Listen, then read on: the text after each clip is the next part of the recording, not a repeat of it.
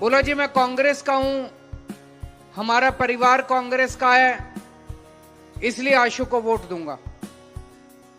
मैंने उससे पूछा, मान लो आपके घर के सामने सड़क खराब हो गई, आपके इलाके का पार्क खराब है, आपकी स्ट्रीट लाइट नहीं आ रही, आपके इलाके में कोई भी समस्या हो जाए, आपके परिवार में समस्या हो जाए, कोई बीमार हो जाए, क्या आशु आपका काम करा पाएगा? वो सोचने लग गया। मैंने उससे कहा कि आशु तुम्हारा काम नहीं करा सकता, क्योंकि सरकार भगवंत मान की है। फंड अगर देने हैं तो भगवंत मान फंड देंगे। पावर सारी आम आदमी पार्टी की है। आशु के पास ना फंड है, ना आशु के पास पावर है। करोड़ रुपए इकट्ठे करके उस बच्चे की जान बचाई है।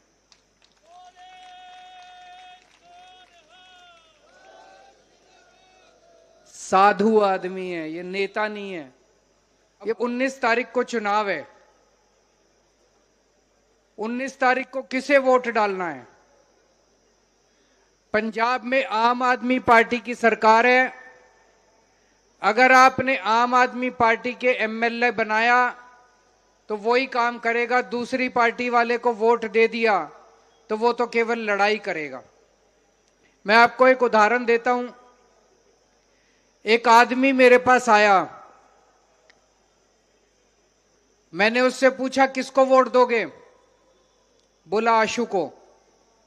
मैंने पूछा क्यों? बोला जी मैं कांग्रेस का हूं, हमारा परिवार कांग्रेस का है, इसलिए आशु को वोट दूंगा। मैंने उससे पूछा, मान लो आपके घर के सामने सड़क खराब हो गई, आपके इलाके का पार्क खराब है, आपकी स्ट्रीट लाइट नहीं आ रही, आपके इलाके में कोई भी समस्या हो जाए, आपके परिवार में समस्या हो जाए, कोई बीमार हो जाए, क्या आशु आपका काम करा पाएगा? वो सोचने लग गया। मैंने उससे कहा कि आशु तुम्हारा काम नहीं करा सकता, क्योंकि सरकार भगवंत मान की है। फंड अगर देने हैं तो भगवंत मान फंड देंगे। पावर सारी आम आदमी पार्टी की है। आशु के पास ना फंड है, ना आशु के पास पावर है। आपके इलाके में सड़क ठीक करानी है तो फंड चाहिए, स्ट्रीट लाइट लगवानी है तो फंड चाहिए, सीवर लगवाना है, ड्रेनेज सिस्टम निकासी, मुझे पता चला यहां पे पानी की निकासी की बड़ी समस्या है और वो गंदा पानी सही पानी के साथ मिलके आता है और पीने के पानी की समस्या होती है। लेकिन इसके लिए तो फंड चाहिए कराने के लिए। फंड कहां से आएंगे? आशु तो विपक्ष का एमएलए होगा, उसको तो फंड मिलेंगे नहीं। इसीलिए संजीव अरोड़ा जी को वोट दे देना, आम आदमी पार्टी वाले को वोट दे देना। आपको फंड की चिंता करने की जरूरत नहीं है। मान साहब सारे फंड देंगे, एक एक पैसा देंगे आपकी सारी समस्याओं के लिए। तो आम आदमी पार्टी की सरकार है, आम आदमी पार्टी वाले को वोट देना, आपके सारे काम होंगे। दूसरी बात, अभी 2 महीने पहले मार्च के महीने में मैं और मान साहब हेबोवाल आए थे। वहां पे हम लोगों ने जनता से बात करी। वहां पे पता चला कि रजिस्ट्री की बड़ी समस्या है। लोगों की रजिस्ट्री नहीं हो रही, लोगों को मालिकाना हक नहीं मिल रहा, 75 साल से नहीं मिल रहा। उसी टाइम मैंने और मान साहब ने संजीव अरोड़ा की ड्यूटी लगाई। हमने कहा कि यहां पे आप काम करो और लोगों को उनका मालिकाना हक दिलवाओ, उनकी रजिस्ट्री करवाओ। भाई साहब अभी तो चुनाव हुए नहीं है, अभी तो एमएलए बना नहीं है।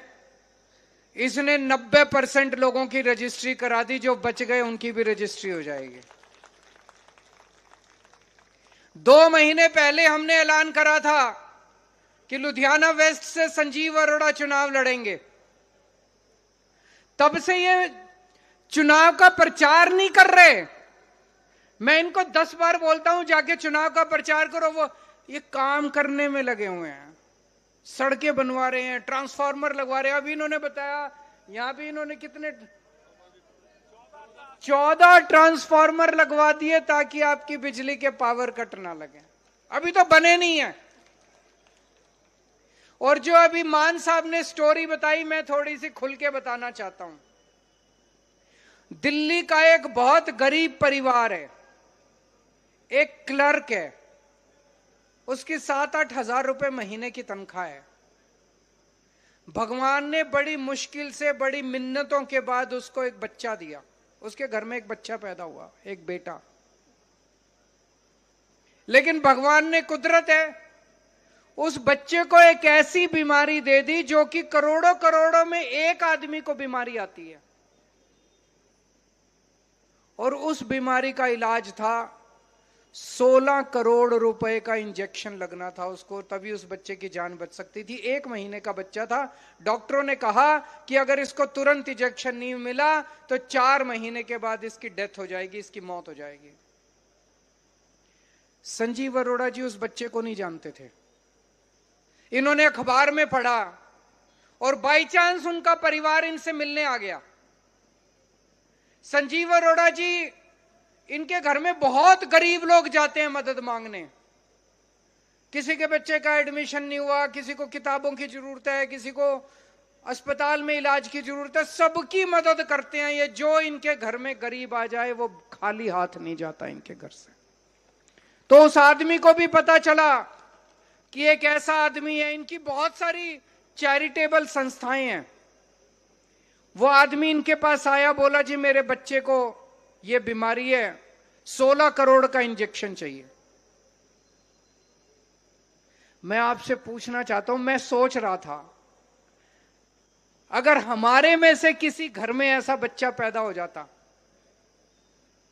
हम क्या करते? ऊपर वाले की, कुदरत की कृपा, कुदरत का खेल मत समझ के भगवान के हाथ छोड़ देते। हम तो सोच भी नहीं सकते थे कि 16 करोड़ रुपए कहां से आएंगे बच्चे के इलाज के लिए। एक अनजान आदमी इनके घर आता है, इनसे मदद मांगता है और ये 16 करोड़ रुपए इकट्ठे करने के लिए घर से निकल पड़ते हैं।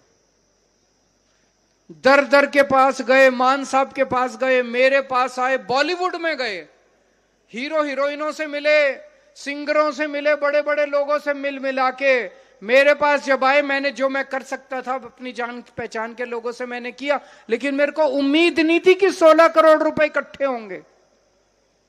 भाई साहब, इस आदमी ने 16 करोड़ रुपए इकट्ठे करके उस बच्चे की जान बचाई है।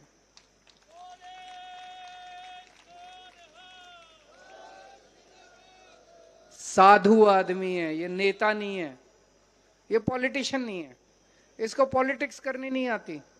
आप ये सोच के देखो कि जो आदमी एक बिल्कुल अनजान बच्चे की जान बचाने के लिए पूरी दुनिया से 16 करोड़ रुपए इकट्ठे करके ले आया, अगर आपने उसको अपना एमएलए बना दिया लुधियाना वेस्ट का, वो आपकी परिवार के लिए, आपके बच्चों के भविष्य के लिए क्या नहीं करेगा? कुछ भी करेगा वो।